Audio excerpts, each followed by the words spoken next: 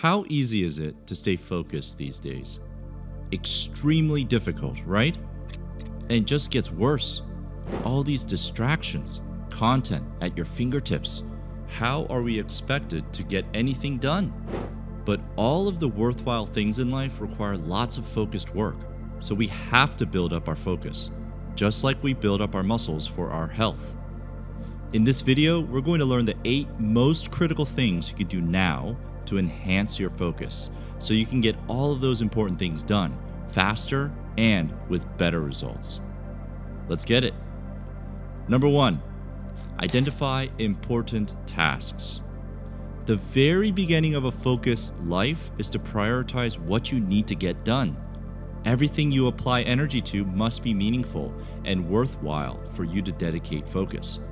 Make sure that you conduct an appropriate vision exercise for your life.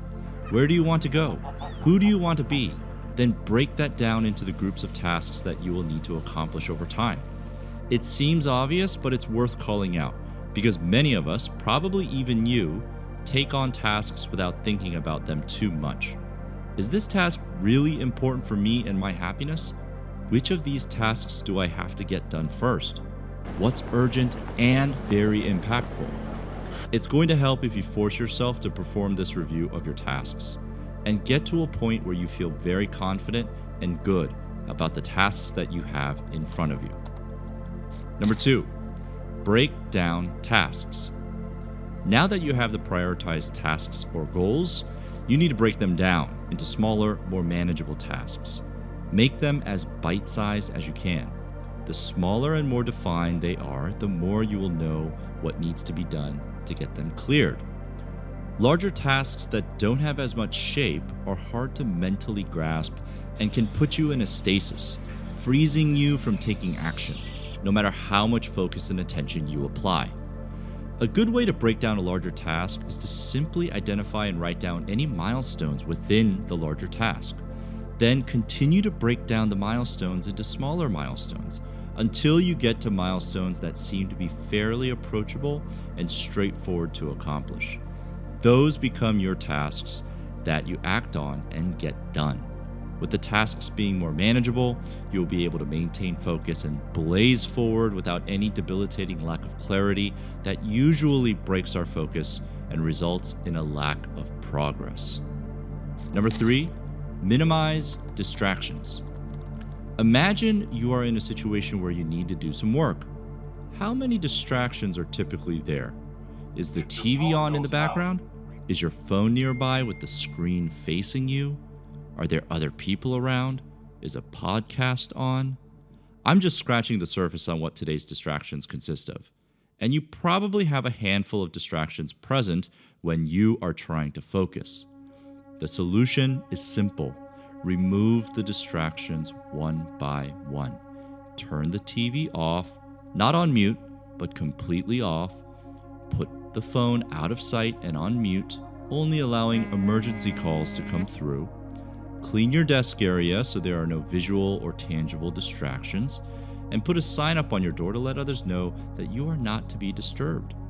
It may seem strange and isolating to remove these streams of content and engagement, but the truth is that if you enhance your focus, you get done what you need to get done faster, and you have more high-quality time to enjoy other activities.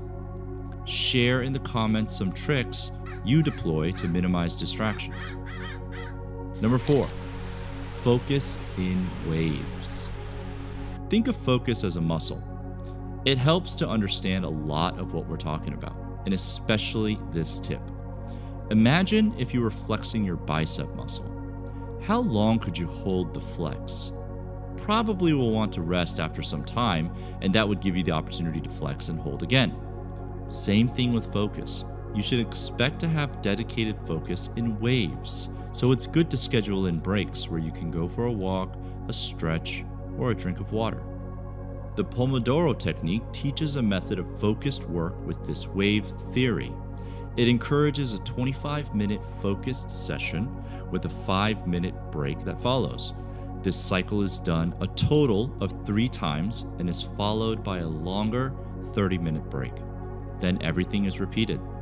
It really treats focus like a muscle, which helps you intuitively think of what helps to enhance focus. Number 5, exercise your focus. Along the theme of treating focus like a muscle, Andrew Huberman, a neuroscientist and podcaster, recommends conducting certain exercises to improve the focus muscle. Specifically, he suggests a routine where you close your eyes for roughly 17 minutes and mentally observe your body's sounds, movements, rhythms, etc. This is called interoception, where you are observing your own body's activities. This form of mental exercise helps with calming down your mental noise and quieting your mind so that continuous triggers to divert your attention to other things are quieted as well.